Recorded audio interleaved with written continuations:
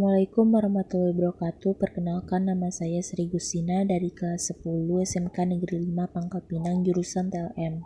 Kali ini saya akan membahas tentang deskripsi PPT pengenalan alat dan bahan di laboratorium. Sebelum kita membahas tentang materi tersebut, ada baiknya kita membaca surat Al-Anfal ayat 72. A'udzu billahi minasyaitonir rajim. Bismillahirrahmanirrahim.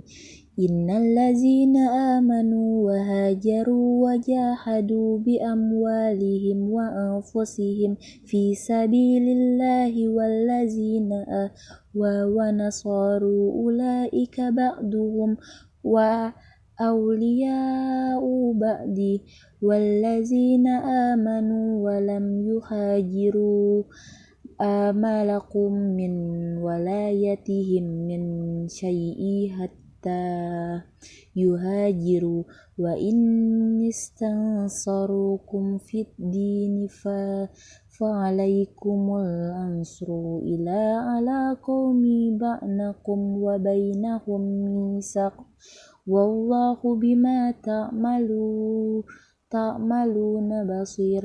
Artinya, sesungguhnya orang-orang yang beriman dan berhijrah serta berjihad dengan harta dan jiwanya pada jalan Allah, dan orang-orang yang memberikan tempat kediaman dan pertolongan kepada orang-orang muhajirin, mereka itu satu sama lain melindungi dan terhadap orang-orang yang beriman tetapi belum berhijrah, maka tidak ada kewajiban sedikit pun atasmu melindungi mereka sebelum mereka berhijrah. Akan tetapi jika mereka meminta pertolongan kepadamu dalam urusan pembelaan agama, maka kamu wajib memberikan pertolongan kecuali terhadap kaum yang telah ada perjanjian antara kamu dengan mereka, dan Allah Maha melihat apa yang kamu kerjakan. Shadaqallahul azim. Oke, kita lanjut lagi ke latar belakangnya tentang laboratorium. Kalian bisa lihat sendiri latar belakangnya, dan kita lanjut lagi ke sejarah perkembangan alat laboratorium. Laboratorium dapat dianggap sebagai tempat di mana studi eksperimental dengan berbagai peralatan dan perangkat, dan analisis serta pengamatan dilakukan. Secara operasional, laboratorium kemudian didefinisikan. Laboratorium disingkat lab adalah tempat riset ilmiah, eksperimen, pengukuran, ataupun pelatihan ilmiah dilakukan. Oke, sekarang kalian bisa lihat sendiri sejarah tentang perkembangan alat laboratorium ini, dan kita lanjut lagi ke bagian struktur organisasi dan tata tertib laboratorium. Tata tertib bagi siswa ada 6, yaitu siswa tidak diperkenankan masuk ke ruang laboratorium tanpa seizin guru atau laboran. Siswa tidak diperkenankan membawa makanan atau minuman ke ruang laboratorium kecuali untuk praktikum. Siswa dilarang makan dan minum di ruang laboratorium. Siswa tidak diperkenankan membawa alat-alat dan bahan praktikum keluar ruangan laboratorium tanpa seizin guru atau laboran. Siswa dilarang mencoret-coret bangku atau ruangan laboratorium. Alat-alat bahan praktikum harus digunakan sesuai dengan petunjuk penggunaan atau sesuai anjuran guru. Dan strukturnya kalian bisa lihat sendiri. Di sini ada kepala sekolah, wakasis kurikulum, koordinator lab sekolah, wakasis sarana dan prasarana, koordinator lab IPA, guru IPA, laboran, dan teknisi. Oke, dalam melakukan praktikum, hendaknya digunakan bahan yang seminim mungkin secukupnya. Kalian bisa lihat sendiri di sini bahan-bahannya. Oke, kita lanjut lagi. Di sini ada alat-alat pelindung diri laboratorium. Yang pertama ada jas laboratorium, berfungsi melindungi badan dari percikan bahan kimia berbahaya. Jenisnya ada 2, yaitu jas lab sekali pakai dan jas lab berkali-kali pakai. Ada juga yang kedua, kacamata keselamatan atau safety glass. Kacamata tersebut dibagi menjadi 2 jenis, yaitu clear safety glass dan clear safety goggles. Clear safety glass merupakan kacamata keselamatan biasa yang digunakan untuk melindungi mata dari percikan larutan kimia atau debu. Sementara itu, clear safety goggles digunakan untuk melindungi mata dari percikan bahan kimia atau reaksi kimia berbahaya. Lanjut lagi, yang ketiga ada sepatu keselamatan atau safety shoes. Sandal atau sepatu sandal dilarang digunakan ketika Anda bekerja di laboratorium.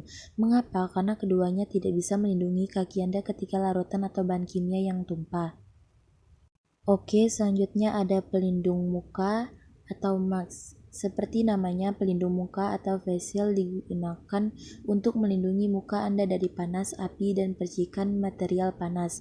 Alat ini biasa digunakan saat mengambil alat laboratorium yang dipanaskan di tanur suhu tinggi. Kita mengambil singkatnya saja, kita lanjut lagi ke masker gas atau gas mask. Bahan kimia atau reaksi kimia yang dihasilkan bisa mengeluarkan gas berbahaya. Oleh karena itu, masker gas sangat cocok digunakan oleh Anda sehingga gas berbahaya tersebut tidak terhirup.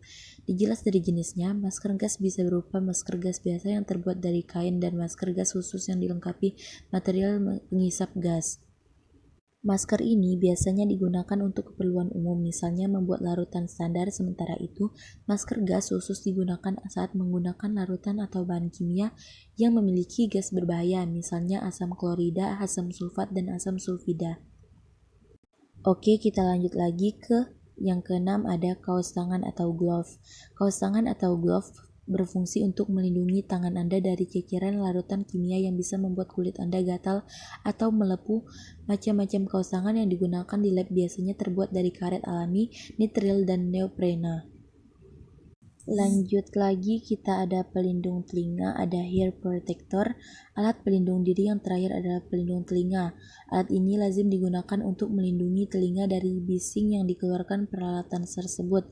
Misalnya autoclave, penghalus sampel tanah, sonikator, dan pencuci alat gelas yang menggunakan ultrasonik. Oke, setelah mengetahui tentang alat-alat pelindung diri laboratorium, kita beralih lagi. Oke, kita lanjut lagi tentang perkenalan alat-alat laboratorium. Dari deskripsi alat-alat laboratorium TLM, ada beberapa jenis alat-alatnya, yaitu yang pertama ada labu ukur. Labu ukur untuk mengencirkan suatu larutan. Cara menggunakannya adalah dibersihkan, dikalibrasi, lalu dikeringkan dengan lap, kemudian dimasukkan larutan yang akan diencirkan atau masukkan zat dan bantuan kertas isap agar zat tidak menempel pada dinding di atas batas asap. Dan kalian bisa lihat sendiri gambar labu ukur. Oke, kita lanjut lagi ke tabung reaksi. Di sini ada gambarnya. Digunakan oleh ahli kimia untuk menahan campuran atau jumlah kecil panas bahan kimia padat atau cair, terutama untuk percobaan kualitatif dan tes. Cara menggunakan tabung reaksi adalah dibersihkan terlebih dahulu lalu dikalibrasi dengan Aqueduct, setelah itu lap dan lap atau kertas isap. Kemudian sampel yang akan direaksikan dimasukkan ke dalam tabung reaksi. Mengantisipasi air kapur dan kerak yang melekat pada tabung, pengaduk kaca dibalut kapas dibasahi larutan asam lalu dikerongkongkan tabung. Setelah bersih baru dibilas. Oke, kita lanjut yang ketiga, ada gelas beaker, ada gambarnya, berfungsi untuk memanaskan larutan sebagai wadah untuk titrasi dan sebagai perkembangbiakan bakteri. Cara membersihkannya, bersihkan gelas dengan Aqueduct sebanyak 3 kali, kemudian masukkan larutan percobaan dan simpan gelas di atas kasa asbes di atas kaki 3 untuk melakukan pembakaran. Oke, kita lanjut yang keempat, ada gelas ukur. Di sini ada gambarnya juga. Gelas ukur untuk mengukur volume dapat digunakan untuk mengukur volume segala benda, baik benda cair maupun benda padat pada berbagai ukuran volume. Cara membersihkannya, bersihkan gelas ukur dengan Aqueduct sebanyak 3 kali, lalu masukkan larutan kimia ke dalamnya dengan pipet sebanyak 10 meter. Membersihkan noda-noda yang lengket pada gelas. Lanjut lagi, ada yang kelima, ada corong. Fungsinya untuk membantu memindahkan cairan dari wadah yang satu ke wadah yang lain, terutama yang untuk memasukkan cairan ke dalam suatu wadah dengan mulut sempit seperti botol. Labu ukur dicuci dengan menggunakan air dan sabun untuk menghilangkan beberapa zat. Lanjut lagi, di sini ada botol semprot yang berfungsi sebagai tempat menyimpan Aqueduct. Cara menggunakannya dengan menekan badan botol sampai airnya keluar. Oke, kita lanjut lagi ke 7 pipet tetes, berfungsi untuk membantu memindahkan cairan dari wadah yang satu ke wadah yang lain dalam jumlah yang sangat kecil, yaitu setetes demi setetes.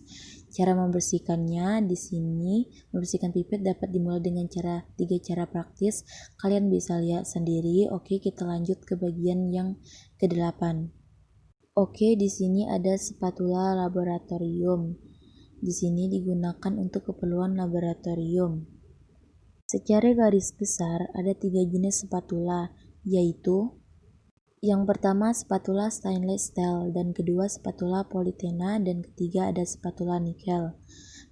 Fungsinya, kalian bisa lihat di sini, fungsi spatula laboratorium masing-masing mempunyai fungsi yang berbeda. Oke, kalian bisa lihat sendiri fungsinya. Kita lanjut lagi ke fungsi corong pisah. Corong pisah berfungsi untuk memisahkan dua cairan yang tidak bercampur karena adanya perbedaan massa jenis. Corong pisah ini biasa juga digunakan untuk melakukan pemisahan ekstraksi. Pemisahan corong pisah hanya bisa digunakan untuk pemisahan cair dengan cair. Kita lanjut lagi ke pipet volume, berfungsi untuk memindahkan cairan-cairan yang digunakan dalam proses pengujian dengan jumlah mulai sangat kecil hingga ukuran lainnya yang diinginkan sang penguji. Caranya adalah dengan menyedot cairan yang akan dipindahkan dengan menggunakan mulut secara perlahan-lahan. Oke, kalian bisa lihat sendiri tentang penjelasan pipet volumenya lagi. Kita beralih lagi ke labu destilasi, berfungsi untuk memisahkan larutan ke dalam masing-masing komponennya atau suatu metode pemisahan bahan kimia berdasarkan perbedaan kecepatan atau kemudahan menguap. Fungsi labu destilasi yaitu sebagai wadah atau tempat suatu campuran zat cair yang akan didestilasi. Oke, kita lanjut lagi ke statis dan klem. Klem untuk memegang atau menjepit buret corong dan peralatan lainnya. Sedangkan statif berfungsi untuk menegakkan buret corong pisah dan peralatan lainnya. Kita lanjut lagi ke pipet buret. Berfungsi untuk mengukur banyaknya cairan yang dikeluarkan saat titrasi. Dan di sini juga ada cawan Petri atau Petri cawan, berfungsi sebagai wadah bulat dangkal terbuat dari kaca atau plastik yang memiliki tutup dan menjadi kelengkapan vital di laboratorium. Cawan Petri memiliki berbagai fungsi, tetapi yang paling penting antara lain digunakan sebagai wadah untuk perkembangan kultur sel, bakteri, serta virus yang hendak diteliti. Oke, kita lanjut lagi ke cawan porselen. Fungsi cawan porselen untuk mereaksikan zat dalam suhu tinggi. Dua cara mensterilkannya, dicuci dengan air dan sabun untuk menghilangkan beberapa zat. Kita lanjut lagi ke gelas arloji atau kaca arloji. Berfungsi sebagai untuk menimbang bahan-bahan kimia yang bersifat higroskopis sebagai penutup saat melakukan pemanasan bahan kimia dan sebagai wadah untuk mengeringkan suatu bahan dalam desikator. Kita lanjut lagi ke pelat tetes, berfungsi sebagai tempat mereaksikan zat-zat tapi dalam jumlah kecil, tempat untuk menentukan pH larutan asam basa. Cara menggunakannya, letakkan kertas lakmus merah biru yang sudah dipotong kecil lalu teteskan larutan yang akan diperiksa sifat asam atau basanya. Oke, kita lanjut lagi ke tripod atau kaki tiga, berfungsi untuk meletakkan kawat kasa dan untuk penyangga pembakar spiritus. Oke, kita lanjut lagi ke kasa asbes, berfungsi sebagai perata panas sekaligus alat wadah yang dipanaskan dan alat ini juga digunakan sebagai alas pada pemanasan alat-alat kaca yang berisi cairan atau larutan dengan maksud agar panasnya merata. Dan kaca asbes ini yaitu merupakan alat pelengkap untuk kaki tiga. Oke, kita lanjut lagi ke mortar dan alu, berfungsi untuk menghaluskan atau menggerus suatu benda atau zat. Oke, kalian bisa lihat lagi penjelasan lebih rincinya lagi. Sekarang kita beralih ke Erlenmeyer. Alat ini biasa digunakan dalam proses titrasi untuk menampung larutan yang akan dititrasi. Erlenmeyer ini digunakan untuk pembiakan mikroba. Fungsi Erlenmeyer mengukur dan mencampur bahan-bahan analisa, menampung larutan bahan padat atau cairan, meracik dan menghomogenkan melarutkan bahan-bahan komposisi media, tempat kultivasi mikroba dalam kultur cair, tempat untuk melakukan titrasi bahan lain.